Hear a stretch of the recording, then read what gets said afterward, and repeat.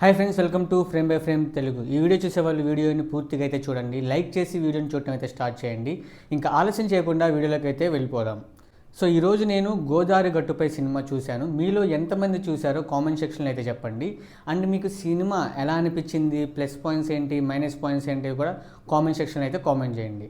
ఇంకా ఆలస్యం చేయకుండా వీడియోలోకి అయితే వెళ్ళిపోదాం. సో ఫస్ట్ ప్లస్ పాయింట్స్ గురించి మాట్లాడుకుంటే నాకు ఇందులో నచ్చిన ప్లస్ పాయింట్స్ ఏంటంటే, ఫస్ట్ వచ్చేసరికి బ్యాక్గ్రౌండ్ మ్యూజిక్, అండ్ సెకండ్ వచ్చేసరికి మన Sumanth Prabhas acting, and third వచ్చేసరికి ఆ సుమంత్ ప్రభాస్ క్యారెక్టర్కి మర్దల క్యారెక్టర్ ఉంటుంది, ఆ క్యారెక్టర్ యొక్క యాక్టింగ్ నాకు చాలా బాగా నచ్చింది.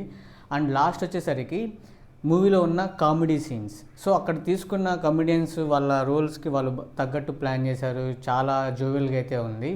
సో నాకు చాలా బాగా అనిపించింది కామెడీ కూడా. ఇంకో ప్లస్ పాయింట్ వచ్చేసరికి సినిమా ఫోటోగ్రఫీ, అంటే అది న్యాచురల్గా ఒక ఇంటి పక్కన జరుగుతున్న స్టోరీ లాగా అయితే అనిపించింది అనమాట. సో అవి నాకు ప్లస్ పాయింట్స్. అండ్ ఈ సినిమా తీసిన డైరెక్టర్ సుభాష్ చంద్ర వచ్చేసరికి 100 షార్ట్ ఫిలిమ్స్ అయితే తీసున్నాడు ఇప్పటిదాకా. సో తన ఫస్ట్ డెబ్యూ మూవీ అనమాట. సో తన యొక్క ఎఫర్ట్స్ అన్నీ ఈ సినిమా గురించి అయితే పెట్టాడు, 100% ఎఫెక్ట్స్ అయితే పెట్టాడు. అవన్నీ స్క్రీన్ మీద కనిపిస్తున్నాయి. 100 షార్ట్ ఫిలిమ్స్ ఎక్స్పీరియన్స్ ఒక సినిమా తీసేయడానికి ఉపయోగపడింది. సో ఎక్కడ ఎమోషన్ సీన్స్ పెట్టాలి, ఎక్కడ క్లోజప్స్ చేయాలి, ఎక్కడ ఇది చేయాలని అన్నీ చాలా బాగా అయితే తను మేనేజ్ చేశాడు. సో అతని పరంగా అయితే 100% బెస్ట్ ఇచ్చాడనమాట.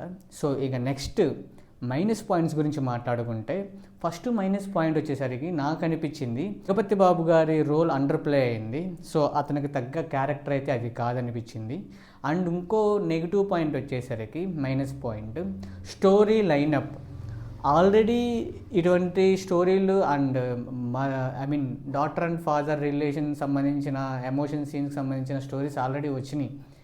సో స్క్రీన్ ప్లేలో మిస్ అయ్యారనమాట. థర్డ్ మైనస్ పాయింట్ అదే, స్క్రీన్ ప్లే మిస్ అయింది.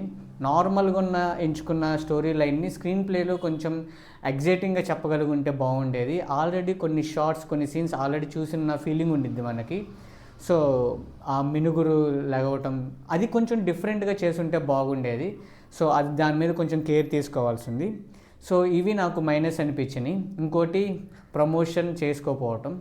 సో ఓవరాల్గా ఈ సినిమా నాకు ఎలా అనిపించిందంటే, నాకు వచ్చేసరికి నా పర్సనల్ ఒపీనియన్ అబోవ్ యావరేజ్గా అయితే ఈ సినిమా అయితే నాకు అనిపించింది. సో మీకు ఎలా అనిపించిందో కామెంట్ సెక్షన్లో అయితే చెప్పండి.